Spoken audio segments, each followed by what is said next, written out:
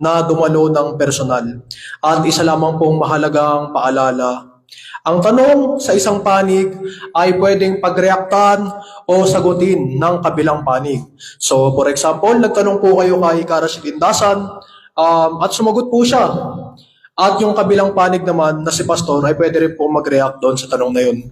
Ngunit isang mahalagang paalala, one question, one answer lang po tayo. So sa ayaw at sa gusto nyo, kung ano po yung sagot ng ating mga tagapagsalita, ayun na po yun. No? So wag na po nating debatiin. Kung gusto nyo ng debate, gumawa po kayo ng sariling nang iwalay na event. Okay? So, umpisa na po natin. Sino po gusto magtanong? Ako po. Ikaw. Sige. Question po ako para kay Pastor Jeffrey po. Pastor, may tanong po ako. Gaya ng sinabi niyo po na ang kaligtasan ay naipako sa Jesus sa krus. Tanong sabi mo kanina, kaya hindi ka Muslim, Christianity ka. Sa daming sekta ng Christianity, hindi ako nagkakamali, nasa 45,000 yan eh. Aling Christianity ang tinutukoy dyan na iniligtas na Jesus? Okay.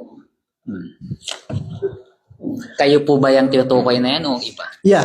When we talk about salvation na patungkol sa institution, sa aking view, hindi po ako naniniwala na meron iisang institusyon na ligtas. At pag pumanib ka doon, ligtas ka. Sapagkat, kagaya ng ganito, meron tayong tinatawag na invisible church.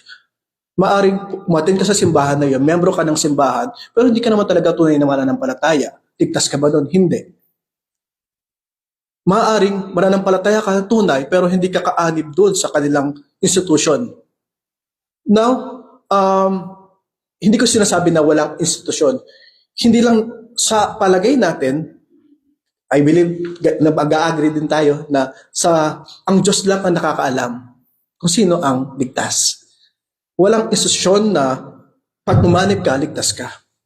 Kundi sumunod ka sa tamang katuruan ni Kristo at pagdating ni Kristo sa Revelation, we're about to finish the preaching namin sa Revelation, wala pong pagkalito na mangyayari kung ikaw ba ay ligtas sapagkat ang tunay na ligtas ay nakikita ang pananampalataya na tinuro ng ating Panginoong Jesus.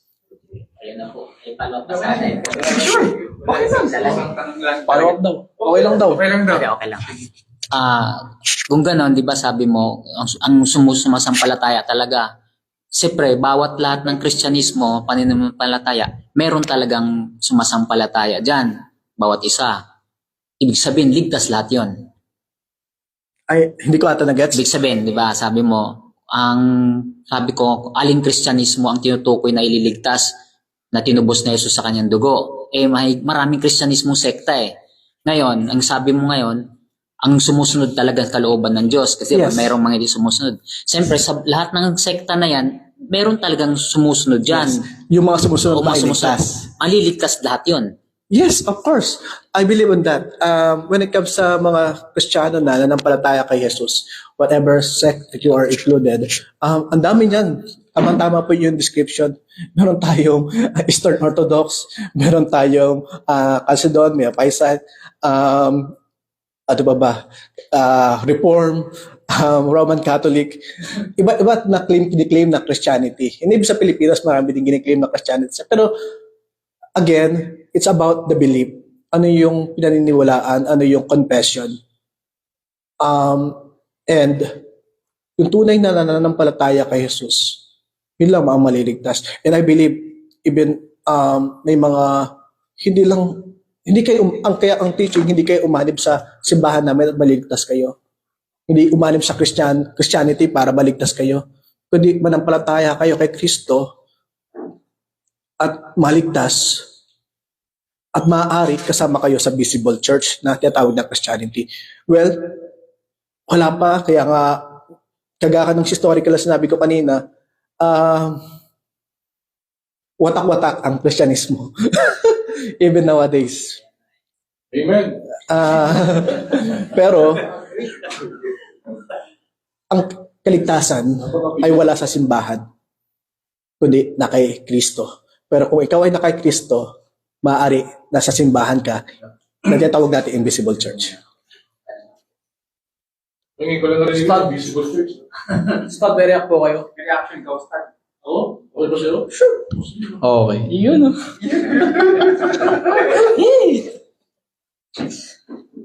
Kung si Jesus ang pag-uusapan natin sa Biblia, itong kaligtasan. Chapter 5, verse 20. Unless your righteousness exceed with the righteousness of the scribes and the Pharisees, in no way you shall enter the kingdom of God. Maliban ng iyong katwiran, ay humigit pa sa katwiran ng mga tagapagturo ng kautusan, ay hindi kayo makapasok sa karyan ng Diyos. Bago niya paliwanag yun, think not that I come to destroy the law, nor the prophets, but I come to fulfill. Nakapokus siya sa kautusan para sa Hudyo. Bakit? Kasi ang kanyang focus, biblically speaking, sa mga Hudyo lamang. Ayaw niya sa'yo, Raja. Ayaw niya rin sa'yo. Ang sabi niya, aso, chapter 15, verse 26, kapag hindi ka Israel. Ngayon, ano pag-asa? Dapat mapatnubayan tayo sa buong katotohanan. Sino yun? Hindi na si Jesus yun. Marami pa akong gustong sabihin sa inyo, ngunit hindi pa nyo maintindihan sa ngayon. Dapat umalis ako. Pag hindi ako umalis, ang mga aliw ay hindi paparito. Ngunit sa pagparito niya, papatnubayan niya kayo sa buong katotohanan. Sapagkat hindi siya magsasalita ng ganang kanyang sarili, kundi kung anong kanyang narinig, yun ang kanyang sasalitain. Tao ito, propeta ito, hindi to Holy Spirit na multo. Nasabi ng iglesia, nasa kanila lang. Sabi ng Katoliko, sa kanila lang. Sabi ng Baptist, sa kanila lang. Sabi ng Suriano, nasa kanila lang. Hindi. Tao ito, propeta, nasa katuan ng propeta Muhammad sallallahu alaihi wasallam. Salamat po.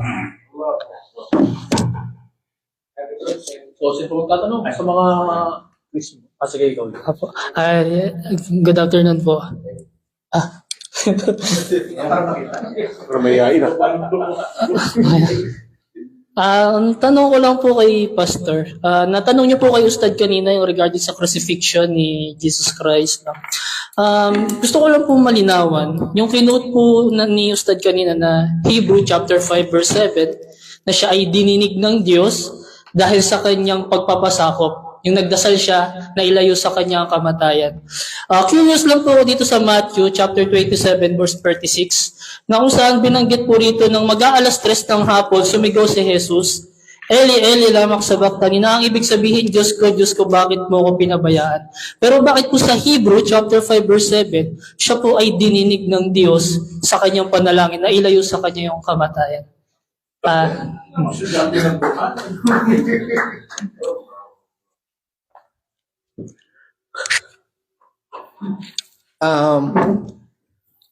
Anong pangalan mo, bro? Khair po, Khair. Khair. Bulacan ka rin, ba? Opo. Bulacan din, kababayan mo. Balagtas. Talaga? Cruise kami. Oo, sa may Giginto. Kalumpit. Kakapit. Palolos, no? Ay, masarap din yung, yung kalumpit. Yung langgunisa. Garlic, spicy. Control project pala kayo. Mga anak ko lang na contractor. Yes. So, una, sa Hebrews, dininig ng Diyos. Meron kaming pastor sa aming church na kanilang simbahan ay nagsisiris sa Hebrews. Siguro, kung sila ang sasagot nito ay talagang mas malalim. But I will try to read it in the length ng sa Mark. Mark ba yun? Matthew 27 verse 36. No. 27? 27:46 ng Matthew. 46. All right. Sabi ito, my God, why you have abandoned me? So the question is, talaga bang namatay siya o hindi? Ganon? Ano po yung ano po yung mas tumpak sa verse na yun? Kasi po Parehas. ano po sa isa dininig siya, tapos yung sa isa naman po pinabayaan siya. Opo. So ano po malinawan ano yung ano? Unang-una, dito sa mga Matthew, ito po yung pagtangis ni Jesus na kung saan sa sobrang bigat ng kasalanan ay naramdaman niya yung naramdaman niya yung na para siyang pinabayaan, iniwan, the abandonment because of the weight of the sin. Now, nung tinugon naman sa Hebrews, sa language of nandun yung pag-conquer sa death. Na kung saan, the biblical picture, the narrative is, hindi talikuran ang kamatayan, kundi harapin at talunin. At doon sinagot ng Hebrews kung bakit tinugon ng Diyos na Ama ang kanyang dalangin na pagtagumpayin siya sa kamatayan. Okay, Stods, react po kayo. Okay lang ba? Pinamabait si Pastor eh. Hindi naman katulad ng iba to eh. No? Kaya ginagalang ko si Pastor. Pero kung mag-react man ako, huwag yung kalimutan nyo na siya sinasagot ko. Ang sinasagot ko yung mga tao. Una, kapag ako'y nanalangin kay Allah, may problema ako. Halimbawa ng panalangin ko, ayaw akong maoperahan ng doktor. Kasi sentensyado ako ng doktor, kailangan maoperahan ako. Yung bola ko dito, natanggal. Wala akong pera, mahal-mahal. Nalalangin ako. So ako, naniniwala, dininig ako. Bakit? Sapagkat sa x-ray, bumalik. Sabi ng doktor, wala ka ng pag-asa. Papalitan niya ng... Ano ibig sabihin? Pag dininig ka, pinakinggan ka, dininig ka, pinagbigyan ka sa petition mo. Ano ba yung petition ni Jesus? Chapter 26, verse 39, kung maaari po, alisin mo ang sarong ito. Kaya nga ito yung question ko kung nandito siya para mamatay, kasi yung alam mo niyo yung gospel, sa Mark, si Jesus Christ, iba. Hindi niya alam kung ba't nangyari sa kanya yung mga bagay na yun. Hanggang sa paiba-iba na, hanggang sa John, ang John iba. Ibang Jesus. Parang ready to die. Iba ho yung Jesus ng John eh. Theological kasi yan eh. Pero yung Mark, hindi. Bigong Jesus yun eh. Kaya ang ganda ng tanong niya eh. Ayaw niyang mamatay eh. Siya'y dininig. Sa Lucas, pinalakas siya ng anghel. Kaya isa pang tanong ko yun eh. Kung siya ang Diyos, ba't kailangan palakasin pa siya ng anghel? Kung siya nga ang Diyos. Tapos tumangis siya. Ang laki ng problema niya. Ayaw talaga niya mamatay. If He came to die for the sins of the world, bakit takot na takot siya, nanginginig siya, depressed siya, nanalangin siya mag-isa, nagpapatira pa, katulad ng ginawa namin kanina. Ayokong mamatay. Nanangis. Umiyak. Nangailangan ng tulong. Hindi niya kayang iligtas ang kanyang sarili. Nagdasal sa Diyos. At siya'y dininig. Ang ganda ng tanong niya. Kung dininig, bakit siya nagreklamo? Diyos ko, bakit mo ako pinabayaan? Sa Aramaic, Allah, lama sabaktani. O Allah, bakit mo ako pinabayaan? Di ba? Tama, ganda. Ano ba talaga? Akala ko ba dininig? Bakit panibayaan? Tama. Well, alam niyo sagot ni Pastor, nirespeto natin yun kasi ganun ang sinasabi talaga ng Christian eh. Parang si Kaeli. Kasi nga, masama dyan yung mga pagkakataon na yan. Dinala niya yung kasalanan ng mundo. Si Padre Griba, ganun din ang sinabi sa amin. Nung Padre grade 6 pa lang ako. Ito sagot ko. Hindi si Jesus ang nagsalita nun. Iba. Yan. Maganda pag-usapan natin yan. Hindi ako naniniwala sinabi ni Jesus yun. Hindi po yung pananalita. Basahin natin yung ibang mga gospel na hindi nasama sa Bible ngayon. Yun ang dito ko tayo hinahamon sa pag-aaral po tungkol sa mga bagay na yan. I respect you, Pastor, regarding this matter. Okay? Pero siyempre, hindi kita binibigla. Pero ginigage na kita with all due respect. No? Tinuturing na kita. Siyempre, I respect yung pinag-aralan mo. Kanya lang, Sa pag-aaral siguro, mas malalim-lalim siguro ang karasid sa'yo. Yun ang masasabi ko. Okay? Yun lang. Walang payabangan. Challenge po ito. So, again, kapatid, kung siya ang Diyos, bakit naman siya magsasalita? Bakit mo ako pinabayaan? Kung siya ang Diyos, bakit siya iiyak sa Diyos? Yun ang tanong ko eh. Nagdadrama ba siya? Palabas lang? Diyos ko! Ako din yun eh. Yun ang di ko maintindihan. Please explain to me. Sapagkat lahat ng explanation, with all due respect kay Pastor, wala po yun sa talata. Wala po. Yun lang po. Salamat.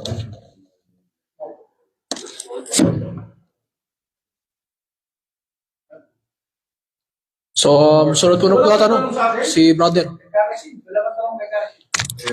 Hello po, magandang hapon po ulit. Salamat po kay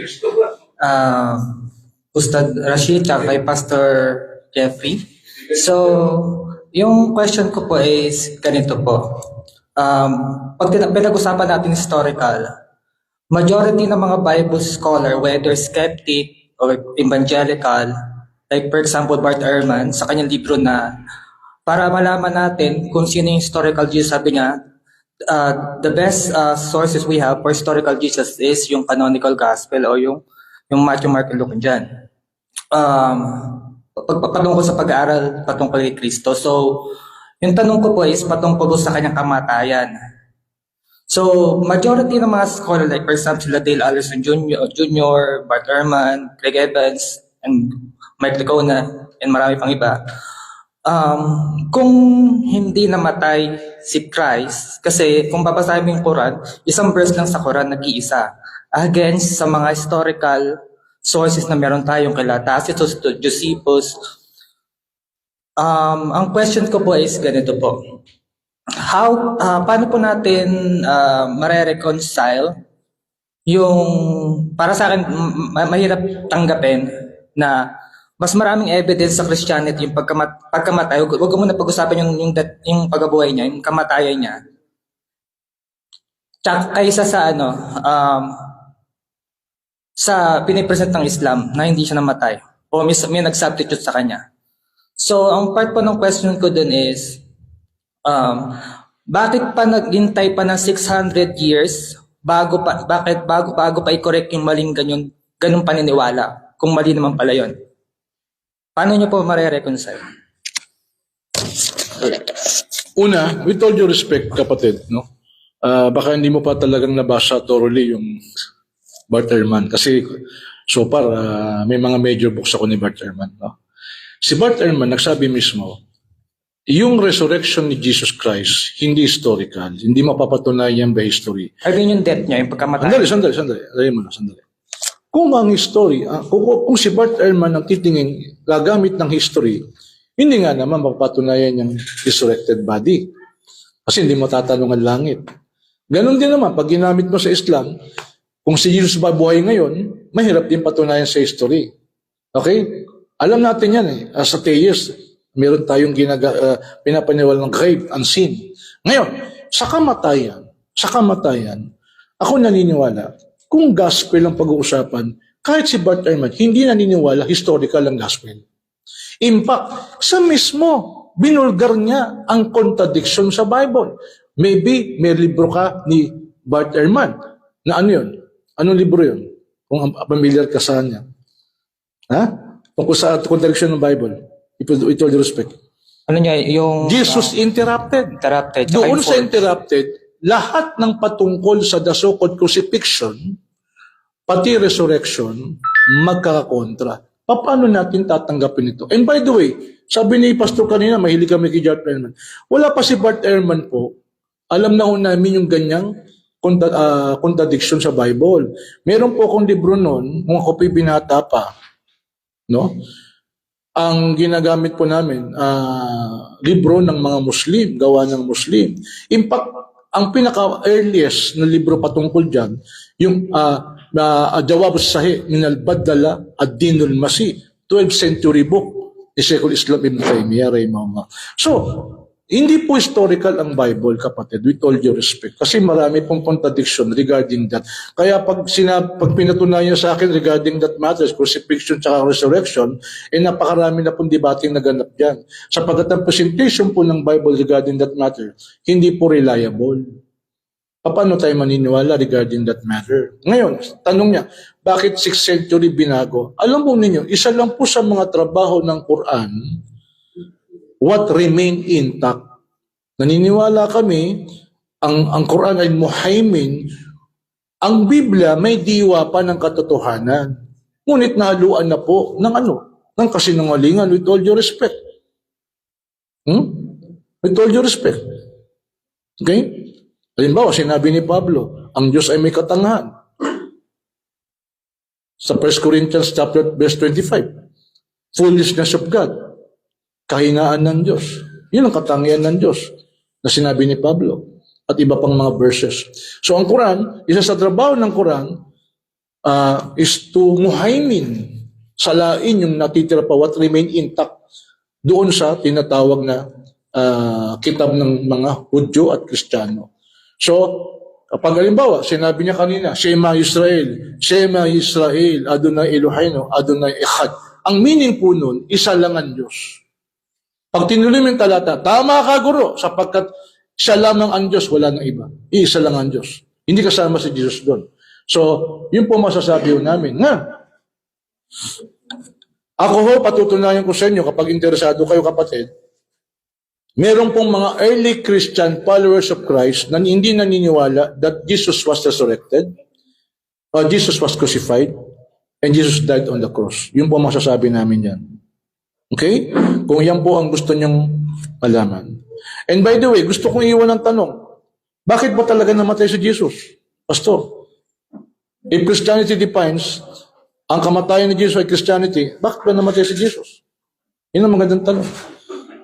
At ano ba talaga ang bagong tipan? With all due respect kay Pastor, isa yun sa mga hindi ko maintindihan. Baka pwede itong tayo turuan ni Pastor. Pastor, ano ba yung bagong tipan? Ang bagong tipan ba kamatayan ni Jesus? Last, ito po ang challenge ko. Sabi ni Jesus Christ, ayon sa Luke chapter 18, verse 31 and 33, ngayon, matutupad na ang mga sinulat ng mga propeta patungkol sa anak ng tao na siya ibibigay sa mga hintil. Siya'y pahihirapan, siya'y bubugbugin, siya'y duduraan, siya'y papatayin, at sa ikatlong araw, siya'y mabubuhay na magmuli. Saan po yun? Sa Bible. Saan po yun sa mga sinulat ng mga propeta? Sinong mga propeta ang nagsulat ng anak ng tao ay ibibigay sa hintil at papatayin? Wala po yun sa Old Testament na tinatawag. Wala yun sa mga sinulat ng propeta. Kahit may isang Bible commentary, ito ay napakalaking problema. Imagine, si Jesus Christ nagsabi, matutupad ang mga sinulat ng propeta na magaganap patungkol sa anak ng tao. Sino yung anak ng tao? Yung Daniel, nagpasimula ng anak ng tao. Bibigyan ng kapangyarihan, ng kalulatian, ng kaharian, na hindi mapaparam, hindi mawawala. Pero si Jesus sabi niya, matutupad ang sinulat ng propeta, ang anak ng tao, ibibigay sa hintil, duduraan, papatayin. I wonder kung saan yun nakalagay. Kung babasahin mo sa akin, yung nakalagay sa Isaiah 53, suffering servant is not about the Son of Man, it's not about the Messiah. So yun po ang ating pag-usapan. Marami ba tayong pag-usapan, Pastor? Marami ba tayong pag-usapan? Okay, mag-react ka na ulit. Gusto mo, violent reaction. Sige, konti lang. Kanina pa ata na babahing si Bart Ehrman eh. Well, marami siyang mali. so, sobrang daming ng challenge about the Trinity, about Paul, about corruption in the Bible. So, I don't know kung masasagot ko lahat. Kasi sobrang bilis ng pacing. Nasa mind ko and the process ko. But yeah, yung pinaka-ano ngayon, yung corruption ng Bible, I mean, yung teaching na di makita sa Old Testament, dapat natin aralin yung tinatawag na Second Temple Judaism. doon natin maunawaan yung New Testament. Without the framework of the Second Temple Judaism, mistreat natin yung New Testament. Na kung saan, doon sa Second Temple Judaism, nakabalik na sila sa bayan ng Israel, pero pakaramdam nila ay exile pa rin sila. Yung mga pastor, okay lang ba? Informative. Ano ba yung Ano ba yung bagong tipan? Ano ba yung new covenant? Yung New Covenant, kasi meron tayong covenant na tinatawag na covenant kay Adam, covenant kay David, Adam, Abraham, David, prophets, to the prophets, and the Christ. Now, yung covenant lagi ganito, yung pakikipagtipanan ni Jesus na they will live as God's people. Hindi sumunod si Adan, hindi sumunod kay Abraham nagkaroon ng pagbabago kasi nanampalataya siya. Kaya nangako doon ang Diyos na sa lahi niya, going back pa to sa kay Adam. But the trace of the new covenant, laging sabi covenant, it's tipanan na that his people will live under his reign. Nagkasala si Adan, nabali yung covenant doon. Hindi natin makikita, mababasa yung ganong pero ang tumatahi dito is yung biblical narrative. Kaya dapat natin maunawaan kapag babasahin natin yung Bible, hindi lang portion neto, John 3:16, hiwalay sa lahat, kundi complete historical. Kumbaga, para maunawaan natin kasi gano'ng kasarap itong Dato Yasher, kailangan natin makita kung ano yung mga ingredients na nilagay niya doon. Ano yung pinangluto, ano yung istorya, saan kinuha yung mga... Kaya buong storya ito na iisa lamang ang tinetrace. From the beginning unto the end, yung tipanan ng Diyos na kung saan paghahari ng Panginoon. This is the gospel. God's reign here on earth. Na hindi ka pumunta ng langit, kundi ibaba ang kalangitan dito sa lupa. Now, that's kung saan yung paghahari ni Kristo. Yun yung covenant na pinagtitiban ng kanyang dugo. It is the way that Christ's blood shed on the cross.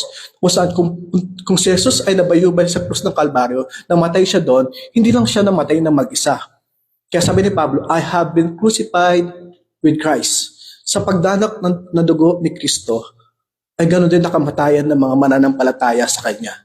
Na nakaisa natin siya ngayon at I no longer live, but Christ lives in me. Na makapamuhay ka under the covenant of God if Christ Jesus and through the work of the Holy Spirit will work in your life. Kaya ganda na sinasabi ni Karashid kanina na except na ma-exceed mo ang holiness ng mga tagapagturo, kasi walang makakagawa no unless the work of the Holy Spirit, Christ Himself, will reign in your life.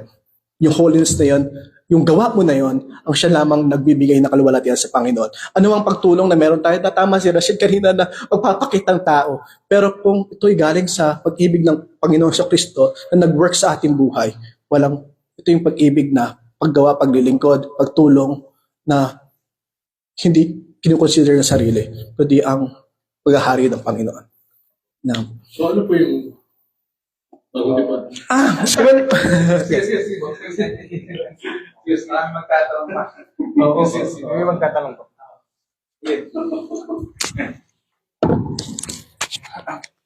Salamat po Ka Rashid sa mga itinuro niyo po sa patungkol sa Islam, and kanina nakinig ako sa affirmative ninyo. Of course, with all due respect din, ay hindi din ako kumbinsido sa paglatag ninyo ng affirmatives. In the sense na yung pagpapawalang sala sa isang taong nagkasala. Like, of course, ang kasalanan ay dapat maparusahan. So, hindi natin ito pwedeng pagtakpan ng mabuting gawa natin. Like parang pag magkasala tayo dito sa lupa, pwede ba natin sabihin na magwawalis na lang tayo para di tayo makulong? Although, yes, nagigets ko na sinabi niyo po na may grace si Allah. Pero hindi po para sa akin, hindi ko kayang ma-imagine masyado dahil of course, ang katuruan ng Christianity is that pinasa ng ating Panginoong Jesucristo ang kasalanan ng tao upang siya ay mapawalang sala sa harapan ng Diyos.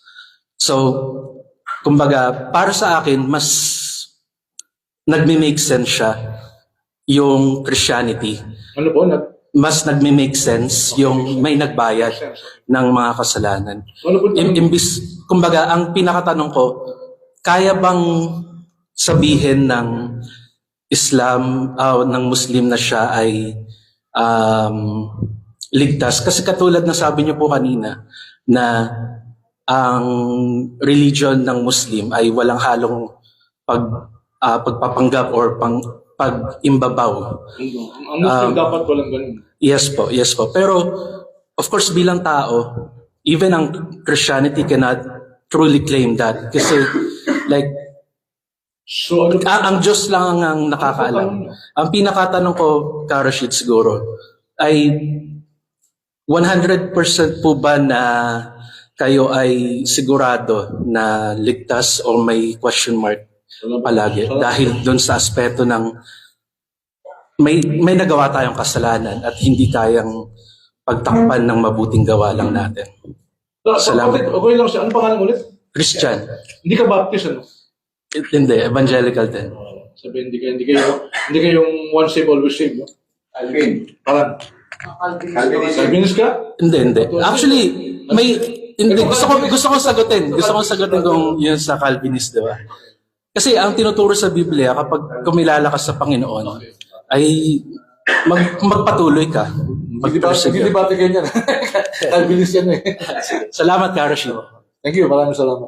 Enjoy my trip. Kaibigan pala ni, Reformed Baptist yan, Dr. Mot. Ay, bukod.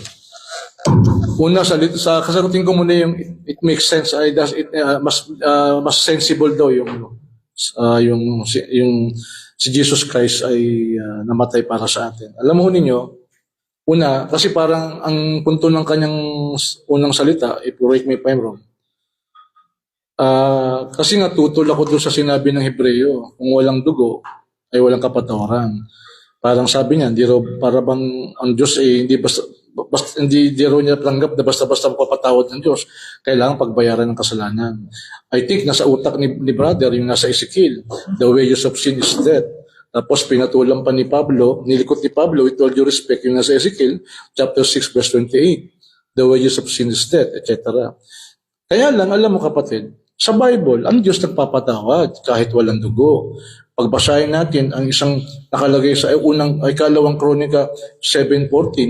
Ito po, babasahin ko muna bago Quran.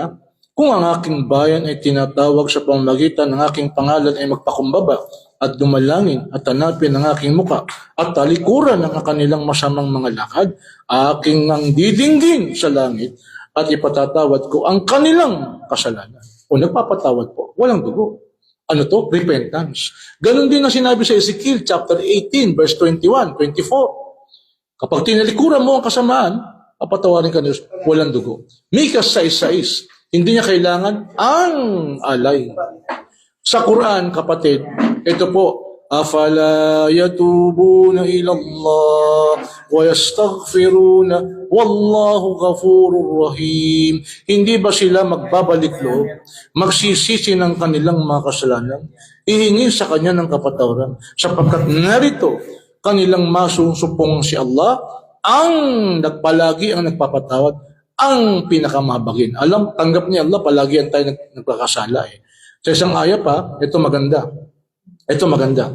Ya ibadiyalladhina asrafu ala anfusihim la taqnatu min rahmatillah inna Allah yaghfirud dunuba jami'a innahu wal ghafurur rahim. O aking mga lingkod na nagkasala na napakalaki laban sa kanilang sarili, huwag kayong mawalan ng pag-asa sa habag ni Allah, sapagkat tunay na pinapatawad ni Allah ang lahat ng mga kasalanan, sapagkat siya si Allah ang palagi ang nagpapatawad, ang pinakamawain. Ngayon, tanong, sigurado ka bang ligtas ka na 100%? Alam mo ninyo, ang Muslim, tinuruan po kami sambahin si Allah na may kusyu, takot, at pag-asa. Natatakot kami na baka hindi nalulugod si Allah. At the same time, nandun ang aming pag-asa, katulad ng sinabi niya, afala yatubuna ilallah. Afala yatubuna ilallah wa yastaghfiruna wallahu ghafurur rahim. Pag binabasa ko yung ayaw, la taqnatu min rahmatillah. Huwag kang mawalan ng pag-asa sa aking habag o rasid. Kapag nagkakasala ako, nakonsensya ako, nababasa ko yung Quran, huwag kang mawalan ng pag-asa sa aking habag o rasid. Innahu la yaghfiru dhunuba jami'a. Sapagkat tunay pinapatawad ko ang lahat ng mga kasalanan. Sabi niya, Innahu wal ghafurur rahim, sapagkat ako palagi ang nagpapatawad, ang pinakamahal. Ngayon, kaya isang Muslim, sinasamba po si Allah na may kusyu, banal na takot, at pag-asa. Ano po yung sabihin ng banal na takot? Hindi kami nagmamayabang, ligtas na kami. Wala pa naman pag-ukom eh. Bagamat binasa ko kanina, niligtas na kami, kanya lang ingatan natin na huwag mawala ang kanyang magfira. Halimbawa, walang kwenta na sabihin ng tao sumasampalataya sa kay Allah, pero bastos ka sa nanay mo. Lapastangan ka sa nanay mo. Bastos ka sa nanay mo. Pangalo sa tatay mo. Walang kwenta. Sabi ni Allah, Hawailul lil musallin. Sumpay ng tao nagdarasal. Ayaw man lang tumulong kahit katiting. Sinusumpa sa Quran. Mata mo na sudas. Ito may ginawa ko niya nagdarasal. Sumpain daw eh. Pero walang maon. Ano yung maon? Small kindness. May tao hirap pakiusapan eh. Nakita mo? Kaya, ang isang tunay na Muslim, hindi siya magmayabang, ligtas na ako. Bale, may pag-asa tayo, ililigtas tayo ni Allah. Kasi yun nakalagay sa Quran eh. Yun ang gusto kong tanongin kay pastor eh. Nakalagay kaya sa Bible, Christian, pasok ka sa paraiso. Kaya sa Quran, Muslim, pasok ka sa paraiso. Alladina yukhafuna rabbahum min sabi nun, alladina ayatina wa khanu muslimin udkhulul jannah, sapagkat kayo sumampalataya sa aking mga tanda at mga Muslim, pasok kayo sa paraiso. Sa araw ng paghukom yun. Word for word. Pasok ka sa paraiso o Muslim. I wonder kung mayroon nakalagay sa Bible, pasok ka born again. Pasok ka Jehovah's Witness. Pasok ka Iglesia ni Manalo. Pasok ka dating daan. No? I wonder. Yeah? So yun. Yes, kapatid. Punong-puno ko ng pag-asa na makakaptan ko habag ni Allah. Sabi ni Propeta Muhammad, sino man magsabi, ikalagot ng kanyang hininga, La ilaha illallah, walang Diyos, walang dapat sambahin, kundi si Allah, dakhalul jannah. Papasok sa paraiso. Punong-puno ko ng pag-asa. Pero may takot ako. May takot ako. Kaya tinuturuan kami, humingi ng kapatawaran araw-araw. Kaya araw-araw, humingi kami kapatawaran, astagfirullah, patawarin mo ko ya Allah. Patawarin mo ko ya Allah. Wallah, bago mo, kung kukunin mo ako kaluluwa, pag matulog kami, mikdua kami. Wallah, kung kukunin mo ang aming kaluluwa, malugod ka na sa aking kaluluwa. Patawarin mo ako. Allahumma inni dalamtu nafsi dulman kathira. Wala yaghfir dunuba illa ant. Faghfir li maghfiratan min indika warhamni. Innaka antal ghafurur rahim. Turo sa amin yun, umaga, gabi, bangitin. Wallah, tunay na ako'y nagkasala ng malaki laban sa aking sarili. Ngunit wala nagpapatawad ng makasalanan kundi tanging ikaw lamang. Kaya't patawarin mo ako ng isang pagpapatawad na mula sa iyo at kahabagan mo ako ng isang habag na mula sa iyo sapagkat ikaw ang palagi ang nagpapatawad ang pinakamabagin. Kaya itong tanong ko kapatid, ito ang good news sa Quran. Gusto ko ipaliwanag ni Pastor, yung nakalagay sa Hebreo 10:26. Kapag nagpatuloy ka sa paggawa ng kasalanan, sabi sa isang version, if we decide to commit sin, sa Tagalog, kapag tayo'y nagpasyapang gumawa ng kasalanan, wala nang haing natitira pa. Lalabas, kasi ang batayan pala ng kapatawaran ng Diyos, dugo ni Kristo, one-way ticket lang yun. Isang beses mo lang pwedeng gamitin. Halimbawa, si Raja, nag-born again na. Sige. Nag-born again na. Tinanggap niya na si Lord. Blah, blah, blah. Tanggap din naman namin si Jesus eh. Kanya lang tumingin sa babae na may pagnanasa. Nagkasala ng pangangalo niya. Ano sabi ng Bible? Sa chapter 6, pinako mo na naman Jesus. Inilalagay mo sa kahihiyan.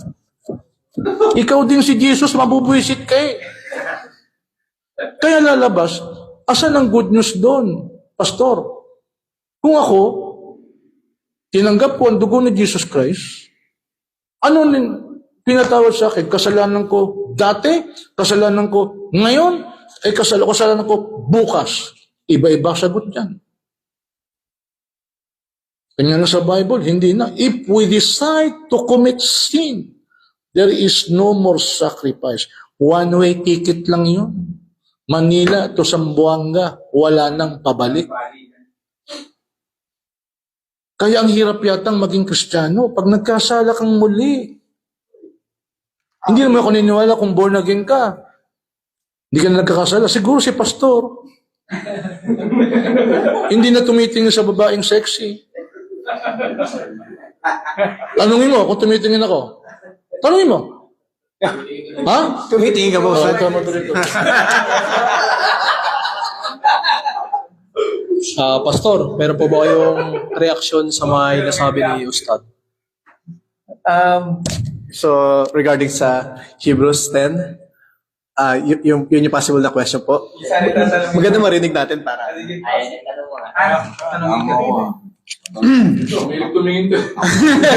Yun nga, kaya nga itong tanong na to, Ustad, para sa akin talaga to eh. Kaya parang mahirap nga maging Christian eh. Okay, tanong natin. Gusto ko lang i-highlight yun nga, yung one-way ticketing dito sa Bible. Di ba sinabi sa Hebrew 9:14, how much more then will the blood of Christ, who through the eternal Spirit offered Himself, okay, unblemished to God, cleanse our consciences from acts that lead to death, so that we may serve the living God. That's 9:14 ng Hebrew. Pagdating sa Hebrew 10:26, yun nga, gusto kong i-highlight tong the one-way ticket na to. If we deliberately keep on sinning after we have received the knowledge of truth, no sacrifice for sins is left. So, meaning po ba, Pastor, wala po palang silbi yung pagtubos. Kasi tinubos na, ako, nag-i-exist ako ngayon, nabubuhay ako, so wala na ako kasalanan. Yun nga, tumingin ako doon sa legs nung chicks. Legs talaga yan. O di, patay ako dito. So, paano kaya yung Pastor? Yun lang yung question ko. Ano yung insights nito? Wala na. Parang, naligtas ka na sa pamagitan ng dugo, and then, Tumingin ako sa legs ngayon. medyo, Sabi doon, wala nang kaligtasan. Yari ako sa 10:26 ng Hebrew. ang gustong pakahulugan dito ay hindi yung magkasala ka ulit, kundi ang way ng kaligtasan. Kumbaga, kung ang dugo ni Kristo ay hindi may epekto sa buhay mo, kumbaga, wala nang ibang way ng kaligtasan. Kasi ang dugo ni Kristo, kung talagang tunay ka na naligtas, meron itong pagbabago sa buhay mo. Meron itong tunay na mga mananampalataya ay doon nagkakasala pa, meron tong conviction na meron kang mali. Kaya ganda nga ng jihad kasi struggle na meron kayo na pagtingin nyo po na internal na kumbaga yung pagpatuloy na pamumuhay ayon sa kalooban ni Kristo. Ibig sabihin na wala nang iba, wala nang kaparaanan para maligtas. Hindi kung hindi ka mananampalataya o yung dugo ni Kristo ay hindi ito nagkukos ng pagbabago sa buhay mo, marahil hindi ka nananampalataya at meron kang ibang way ng pagliligtas na hindi kayang iligtas sa kahit na sino. Yeah, because the book of Hebrews is about, grabe to, na kasi ine-echo nato yung Old Testament na holiness, yung sa temple sacrifices, na meron mga pagkakasala, therefore they're offering sin offering para patawarin yung kanilang kasalanan. they offer yung iba't ibang mga hayop. Depende sa kasalanan na meron ka. It's a type, it's a picture echoing the blood of Christ. Ngayon, kung si Kristo ay binigay niya kanyang buhay, tapos hindi ka sasampalataya, hindi epekto ang dugo ng baka, hindi epekto ang dugo ng iba pang mga hayop. Kasi ang dugo lang naman ni Kristo ay merong kakayanan para magligtas. Okay lang po ba na mag-react siya o okay lang daw? Ikaw lang din mo ba ito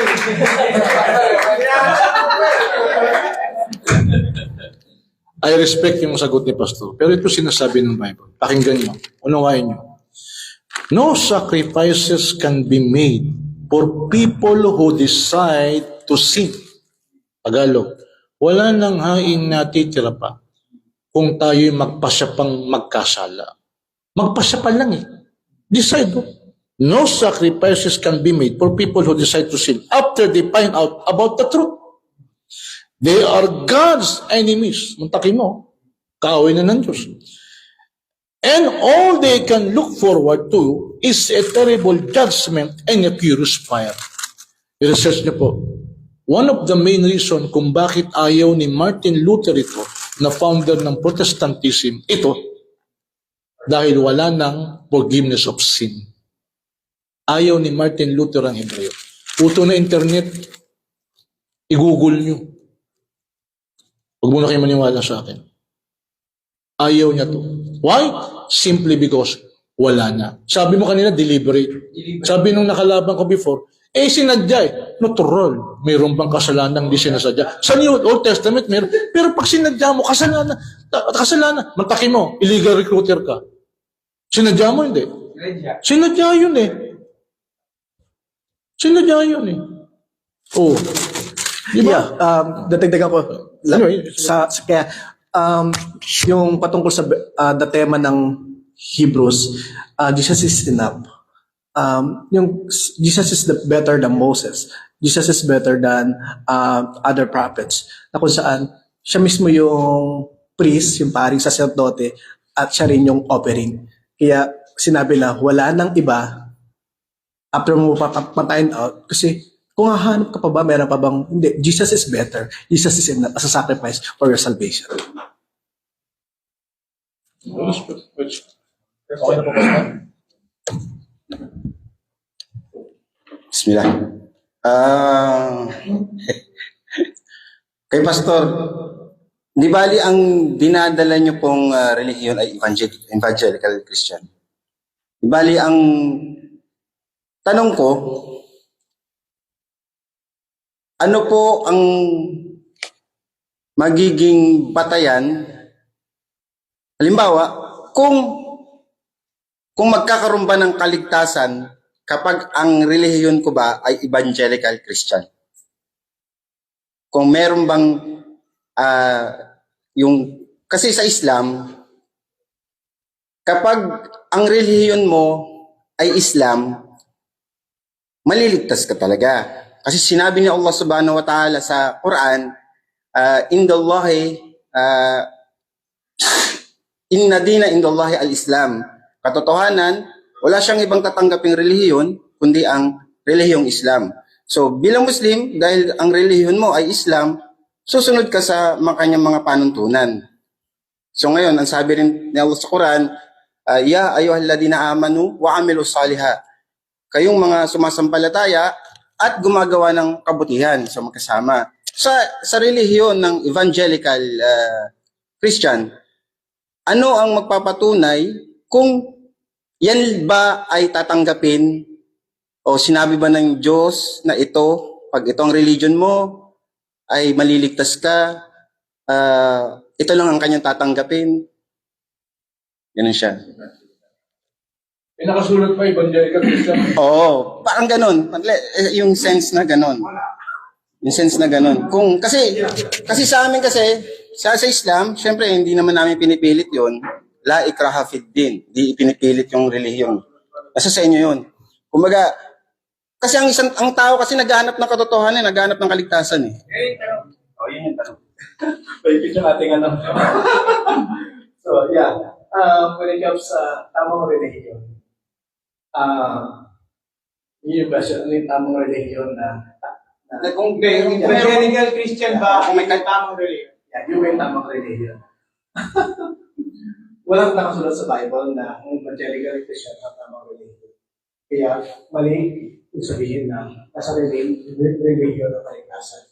May sinasabi sa James na ang tunay na relihiyon. The Bible is na relihiyon. Hindi kontra si Jesus sa relihiyon. Pero dapat natin unawain kung sinabi ng relihiyon, it's not about talking about sect or institution. It's about the way of life. Religion. That's why our way of life, our religion, ipakita mo yung tunay mo pananampalataya sa pamagitan ng iyong gawa. Yun ang tunay na buhay ang religion. It's not about institution.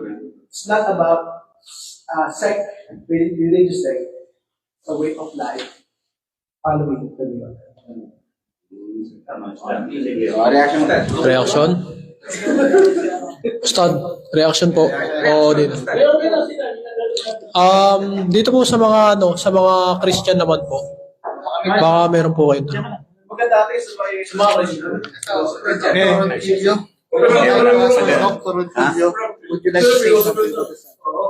Sige, ito naman, ito sa, may favorite akong theologian philosopher si Thomas Aquinas. Yung may sinabi siya about sin. Tayong mga evangelical protestante, binabaliwala natin to pero may common sense ito eh.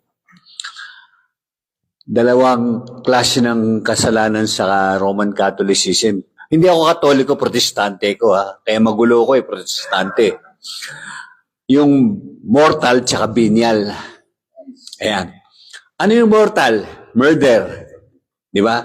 Adultery. Yung venial, yung apo ni Karasin, nangupit sa nanay niya ng 25 centimos. Pero venial yon.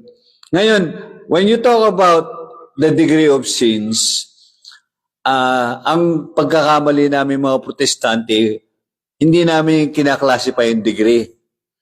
Pero sa Katoliko, iba yan. Iba yung degree ng punishment tsaka yung discipline. Ngayon sa evangelical, how do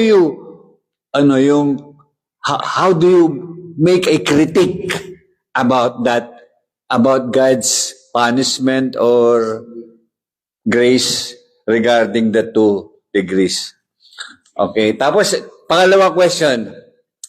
Okay, Judaism, nag-aaral ako. Kaya inisa atin ang Judaismo sa Muslim tsaka sa Kristiyano. Kasi, sabi nga, pareho tayong si Jesus, Misaya. Sa kanila, hindi Misaya si Jesus. Tapos sa Kristiyano, ginawa pa natin Diyos. Sabi niyo, mga siraulo kayo. Di ba? Kasi nga, you cannot objectify God. You cannot make God an atom and molecules. Because Jesus Christ is burning in hell now in the book of Talmud. So, worshiping Jesus is idolatry. Ngayon, Kristiyano, sinasamba, tapos Muslim, ginagawang Bisaya, na amin yan. Sabi ng Hudyo, nanggagaya kayo, mali pa. Kayo din, ginagawa niyo si Kristong Misaya. Amin yan. Hindi pa, si Jesus hindi Misaya kasi hindi pa nabago yung order eh. Wala silang langit na metaphysics yung a pie in the sky by and by. Itong atom and molecules sa mundo, pag binago niya ito, babalik yung hindi pa nagkasala si Eva at Adan. Thank you. I really love the question. You know what? Because I consider myself as Thomistic. Atomistic, okay. Yeah, classical theologian. Yes, it's true that for the Jews, they consider that God is beyond physical. Hindi siya pwede ma-reduce into atom or something like physical. Kaya yun yung part na kung saan careful na careful yung mga Hudyo Confused kasi stop naman siya. instead of God, we call it Lord. Protector na consider na yun monotheism. And makita nila yung tao ay beyond physical, hindi nila maunawaan. And this is really helpful because I believe in doctrine of divine simplicity. Have you heard that? Ano, divine? Doctrine of divine simplicity. Okay, simplifying dating anyway. No. Okay. When we say about doctrine of divine simplicity, God is not composed of parts. Okay. It is not complex. You cannot be reduced into metaphysical sorry. You cannot reduce into the physical parts. Naniniwala din ang mga Islam sa kanilang theology. Has no color, has no gender, God, like that. So, doon pumasok ngayon yung Trinity. Medyo nilawakan natin yung topic. But addressing that, yung Jesus, the question is, Christianity, because yun yung reaction ng mga tao during that time. Kung saan, bakit hindi na tinatanggap si Jesus na Messiah? Because they are looking for a Messiah. Sir, nauna ang Judaism sa Kristiyano at saka sa Islam. Sure. O silang, Sure. original na Semitic eh. Sure. Okay. Correct. Okay. Sure. Wala pong malikot. Yun po yun, na ang mga kulto, nakita nila si Jesus, pero they attributed yung worship kay Christ. Because yun nga yung consideration na sa Second Temple, well, sa Gospel of Mark, ang tingin nila sa Messiah ay political power. Kaya sumusunod sila kay Jesus kasi bakit ipaglaban si Jesus kay Caesar. At papalayain sila sa kanilang pagkakalimit. Pero ginawa ni Jesus sa Gospel of Mark, kasi na kalabanin yung mga Roman Empire. Punta siya sa temple at doon nililis siya yung temple. Nainis siya, nagalit siya kasi what is this? Yung temple ng Diyos. Hindi yung expected na Messiah ng mga gagawin nila Mark. Pero later on, na-develop sa kanila yung understand na ang Messiah na binabanggit in Second Temple in the East, ang tunay na paghahari, ang tunay na mag-God, which is the Messiah himself, sa Second Temple in the East, yung kanilang nawat na ang Diyos mismo ang mag-act para palayain ang kanyang bayan. More than sa pag-aalipin ng mga Romano tuloy sa kamatayan ng kasalanan. Na hindi kinakasap until now ang mga kulto. Kasi they are looking for the militant na pero pinapaunawa ng New Testament na kung saan ang paghahari ni Jesus ay hindi kagaya ng paghahari ng ibang mga paghahari dito sa mundo. Hindi sa pamagitan ng religion, hindi sa pamagitan ng sacrifice sa pagiging. Now, the Jewish people, monotheism, they worship Jesus. They consider him as Lord. They call him Lord. At sama din yung baptized in the name. Name singular. Name in original language, Hashem. Hashem is equivalent to the name, to the Yahweh. Okay? Now, the name of the Father, the Son, and the Holy Spirit. Hindi names. Kaya hindi three God, kundi one God, singular, divine simplicity, non-complex, hindi siya attributed ng mga parts, one divine essence in a distinct person. The Father, the Son, and the Holy Spirit. Now, I think, yun yung magsisipura na tungkol sa God is beyond physicality and took the physical body, but still remain in His godness, Jesus Christ. Hindi ito pinalitan, hindi nagkaroon ng mixture. Hindi pinagpaparoon na sa history, hindi ko nasabi tinututo kayo ngayon, mahirap ka na nakuha ko rin doon. Pero sabi niya, mix, mababa, 50%, 100%, whatever it is, sobrang pumasin ko ito. Pero Jesus is the real God. Kung saan, yung kanyang pagkakatao ay hindi nakapektuhan ng kanyang pagkakatao. Hindi nakapektuhan ng kanyang pagkakatao. Para si Pastor, diretso po kayo. matik mo na yan. Naintindihan ko si Pastor, pero kasi usapin sa tunay ko. Kanya nga nag-consent ng counsel sa akin, counsel of President, year 451 after Christ. Pinag-usapan regarding yung so-called conviction of Christ. Na pinagdibatihan, sila mismo ng debate. Of course, influensya ng mas marami ay yung isang personal Jesus, may dalawang medyo. At yan po'y wala sa Bible.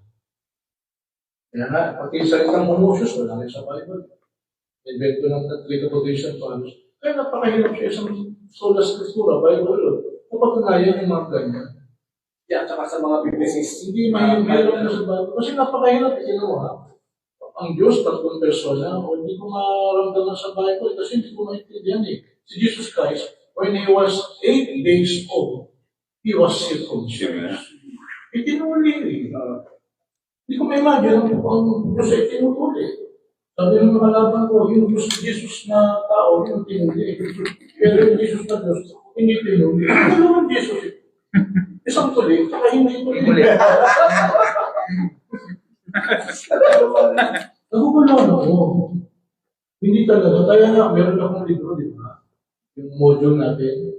Kahit mga Bible scholar. Tapos, yan. Our understanding. How the Father, the Son, and Holy Ghost are yet distinct to each other, yet completely one. Has not yet been revealed unto man. Ginamit ko ilang beses niya. Ginamit mismo ng mga scholar ng Baptist, ng Testament, at ng Catholic. So yun po, yun ang meron.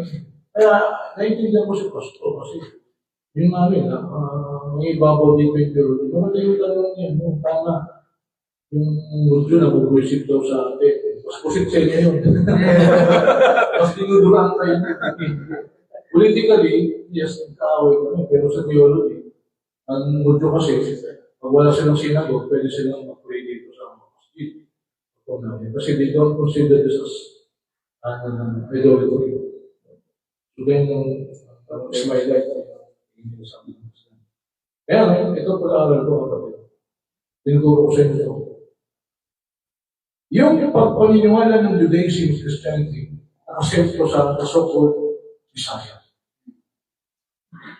Sa Bible, meron kasing mangyayari na hindi natupad yung pangako ng Diyos kay David. Ano nangyari? Kasi daw, si Solomon, itatayo ng templo bahay ko, at yung bahay na yun, hindi daw mapaparang, hindi mawawala. Enos, like 570, something like that. Lunusod ng Babylonians, the Persians. Nawala templo. Ngayon, para sa akin, nag-invent ko sila na meron darating pagdaya.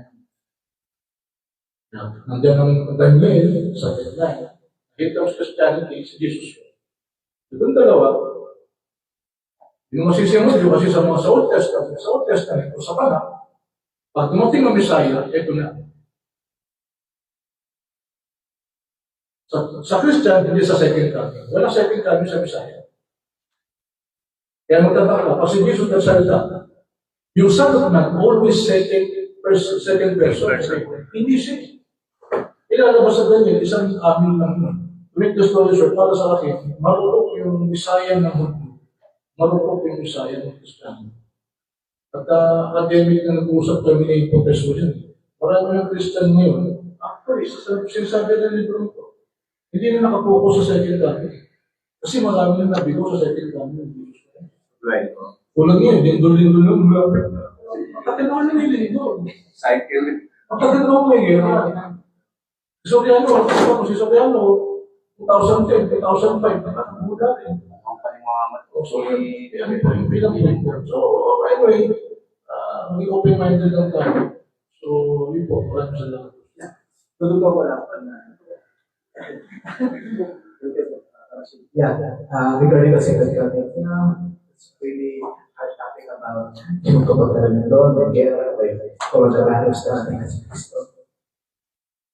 I studied the book of Revelation. And then what I found out is that sa pagdating ni Kristo, walang gulo. Hindi hahantayin yung gulo. Hindi natin hinahantay yung may lumabas na Antichrist. The Muslims is not happening. Dami mga misconception. Magagalit sa Muslim, magagalit sa Katoliko, magagalit sa ano. That's eschatological view are really problematic. Yung pagtaksip sa mundo are really problematic as well. The gospel, the scripture, complete natin ay hindi nilikha ng Diyos o mundo para wasakin ito at nakasalanan. Pero Pastor, saan po yung second coming sa Bible? In the book of Revelation. Yeah, anyway, pag-mahabang usapan yan. Pinipigil ko sarili ko eh. Hindi nilikha. Ito yung biblical narrative. Biblical theology that God created the earth para maghari ang Diyos kasama ng bayan. Pero di ba, Pastor, di ba pag sa book of Revelation, pag dumating si Jesus, may mangyayari. Pag namatay? Pag dumating, hindi peaceful eh. Sabi mo, Revelation. Yeah. We can talk about that. I have my book na pagpupunta sa story about Revelation. We can talk about the book of Revelation. Kaya masabi ko sa'yo, saan yung second coming nakalagay? Yeah, it's the not yet na nangyari pa. Para sa inyo, yung book of Revelation, may puno-puno ng violence po yun. Yeah, exactly. Puno-puno ng magsikan yun. Yeah, dapat natin nawain ang book of Revelation na hindi sa panahon natin na prophecy na mangyayari ngayon. The book of Revelation, all the prophecy that was understood today ay sa panahon ni John na kanyang mga seven churches pertaining to the Roman Emperor, to Nero, kaya may 666. Nero is 616 yun. Kaya 666, medyo parang siya mali. 616. At sa pag-unang yung pertaining to Nero is yung paghahari ng Caesar. And si Domitian himself, kinikilig na he is the God and God of Lords. And John himself found about Jesus Christ. This is revealed himself. It's a revelation, not revelations. Isa lang po. Kumbaga, Jesus is the God and Lord of Lords, not Domitian. So everything that happened in the revelation happened in the time ni John and the seven churches. Ano na naman hindi nangyayari yung second time. Pero, hindi natin hinahantay, hindi sinasabi dito na antayin natin at alamin kung kailan. Ang sinasabi dito na habang wala pa, dahil yun ang pagpunta natin, paghahari ni Kristo, yun ang gusto kong ilalakaran natin. Kung baga ang pangarap mo maging doktor, ngayon mag-aral ka na. Ang ending, ay paghahari ni Kristo, ngayon pa lang, mga Kristiyano, mamuhay na tayo na pinaghahari na. May question pa? Questions? Meron pa kayo. Questions? Last question na. Ayun lang. Bro, baka bitin pa siya dalawa. Baka bitin pa kayo. Sige po, thank you po sa inyong dalawa. This question is for both of you po. Mataas lang yung mic. Hello po. Ayun, okay po. Itong question ko po na to ay para sa inyong dalawa. Thankful ako kasi in-house dahil parehas naniniwala sa one true God, one higher being. But Romar po. Romar. Okay. Ang question ko po sa inyong dalawa is, how does Islamic tradition and Christian tradition or Jesus movement embody the concept of mercy? What is mercy sa Islam perspective?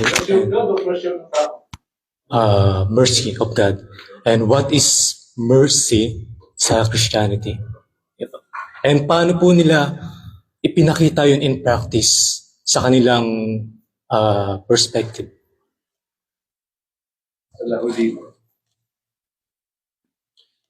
So, sino po yung maunang sasagot sa tanong na yun? Sige, sige, Aris. Alhamdulillah. Kung tinutukoy mo yung mercy pertaining to God, no, bago muna sa tao. Kasi pag binasa mo ang Quran, ang una-unang pages, mababasa mo, Bismillahirrahmanirrahim.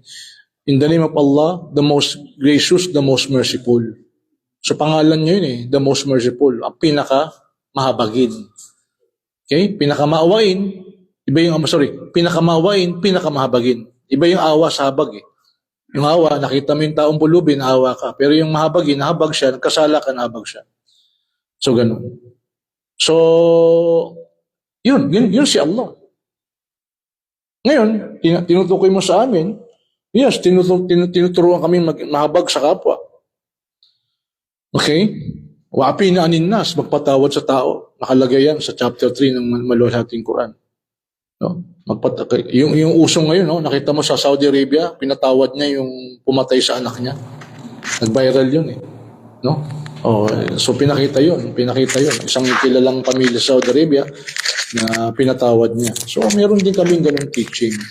Kanya lang, ito kapatid Philippines is claiming the only Christian nation in all Asia. How I wish totoo yun na ang Kristiyano daw mabait, pagmahal sa kapwa, matulungin, may kalinga, may pag-ibig. Ito bang realidad? Kumpara tayo sa Hapon, wala tayong disiplina. Di ba? Nadaan ka lang dyan, no? Ako, patagal-tagal ako sa Saudi Arabia, naglalakad, nakita ko yung nagkasakay sa camel. Pero hindi ako tatakot. Dalawa lang kayo nakatakot sa Saudis, ahas, tsaka scorpion. Cities deserto ako. Pero dito, hindi. Pag ginagabi ako, magkatingin na lang kayo. Iba yung pakiramdam mo. Kaya, iba pakiramdam mo. Hindi na safe nga. Kamakailan lang dito. Ang point doon ay, wala kang tutol doon Ang Kristiyano, mabait, mapagmahal sa kapwa, wala kang tutol doon Love your enemy. How is totoo? Pag sinampal ang kaliwa, ibigay ang kanan. Sige na, pasampal nga, pastor. Pag kinuha yung balabal, bibigay tunika mo. Nagagawa ba to? Kung nagagawa nyo, saludo ko sa inyo. Pero hindi po ito na-experience ko Hindi ito. Diba? Kung ganito ang Christian, wow, saludo ko. Okay, saludo ko. How is ganun nga? Pero hindi ganun Nakita mo, hypocrisy. Mga politiko na lang. Nakita mo, pinakabastos na bunganga. Di ba? Sila Lalo na yung mga dati mong alagad. ang babastos ng bunganga. Di ba? Doon may pagkano. So, yun po sinasabi natin dito. Masingit ko lang ang second coming, kapatid, nasa turo ng Islam. Yung salitang second coming, nasa turo mo ng Islam po yun. Si Jesus babalik po muli. Pero hindi para maghari. Para patayin po yung Al-Masih ad-Dajjal. Kasi ang mga Hudyo, nag-aantay po ng Misaya. Sa pananaw po ng Islam, yung Misaya na yun ang tinatawag namin Al-Masih ad-Dajjal. Lilindol sa Makkah, di pa lumilindol sa Makkah Lilindol sa Madina. Pag lumindol, magdideklara sila, nandito ng Misaya, yun lang, magulo na yan. Okay? Si Jesus Christ, darating para puksain yun. Pero hindi pa siya one of the major signs pagdating ni Jesus Christ. Bababa sa Syria. Informative to sa Syria, sa Damascus, sa White Masjid. Kaya may nangyayari dyan Dalawang malaking karakter ng Islam ang magkikita dyan. Al-Mahdi